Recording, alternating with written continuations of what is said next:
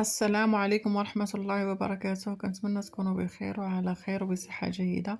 اليوم غادي نقدم معكم بيتزا بواحد الطريقة ساهلة وكتجي رائعة. دوزو المقادير وطريقة التحضير. عندي هنا في المقادير عندي 3 الكيسان ديال الدقيق الأبيض، هنا درت الملح، خميرة الخبز ملعقة كبيرة، ملعقة كبيرة مع مرش خميرة الخبز. هنا عندي جوج معالق ديال زيت الزيتون، جوج معالق زيت الزيتون. هنا الزعتر، شويه الزعتر صافي. وغادي نجمع العجين ديالي بالماء دافي وغادي نخليها ترتاح. هنا غادي ندير معكم الحشوه. عندي هنا بصله قطعتها بهذا الشكل. هنا كنضيف زيت الزيتون وزيت المائده مخلطين، كنضيفهم لهذيك البصله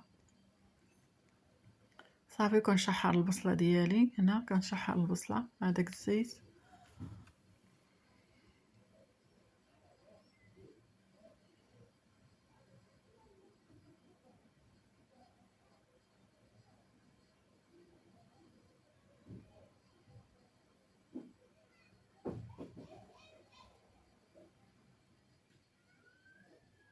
هنا بعد ما تشحرات البصله شحرتها شويه، كنضيف ليها الكفته. الكفته هنا راه كانت عندي في المجمد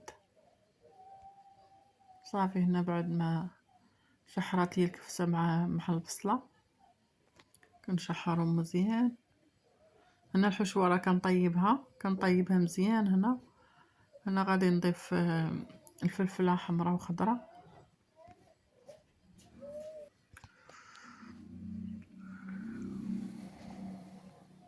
هنا غادي نشحر المكونات مزيان.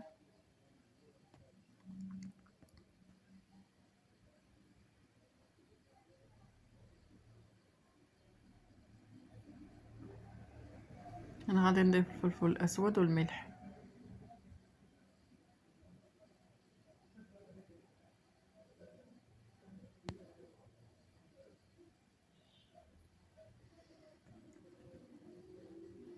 كنضيف الفلفل الاسود والملح وكنخلي الحشوه ديالي كطيب مزيان حتى كطيب.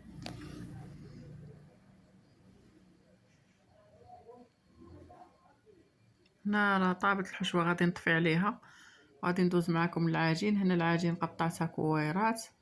هنا راه عطاتني 5 الكويرات ديال 5 الكويرات. انا غادي نبدا باول وحده، غادي نقرصها مزيان. هنا بعد ما قرصتها، انا قرصتها غير بيدي، نديرها رقيقه شويه صافي. وغادي ندير الثقاب في الفرشيط.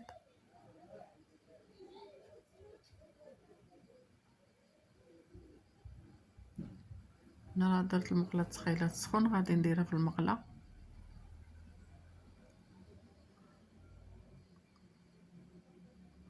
هنا غادي نطيبها غير نص طيبه. انا درتها في المقله الثقيله طيبتها نص طيبه. ها هي البيتزا ديالي بعد ما طابت نص طيبه. هنا راه كنطيب ليها تنطيبها من هاد الجهه هذه اللي غتكون فيها الحشوه، الجهه الاخرى ما كنطيبهاش مزيان. كما كتلاحظوا هاد الجهه طيبتها مزيان اللي غتكون فيها الحشوه، والجهه الاخرى اللي من الاسفل ما طيبتهاش مزيان.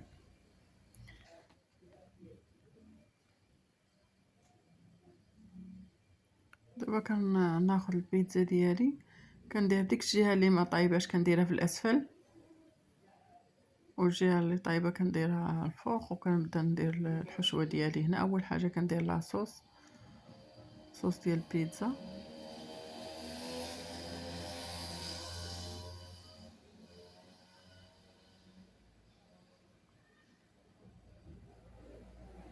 كندير الحشوه اللي طيبتها معاكم.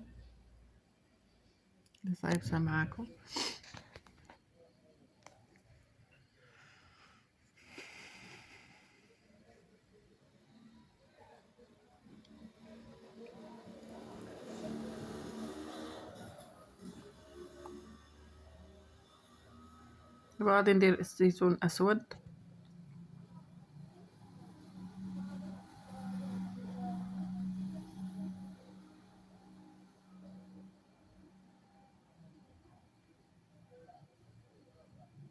هنا غادي ندير الجبن. عندي جبن موتزاريلا والجبن احمر مخلطين. صافي هنا كنديرها فوق البوطه وكنخليها كيذوب غير الجبن وكنحيدها حيت كلشي طايب. كيذوب ليا غير الجبن وكنحيدها وضروري كنغطيها وكندير النار مهيله باش كيذوب داك الجبن وكطيب تكمل الطياب من تحت.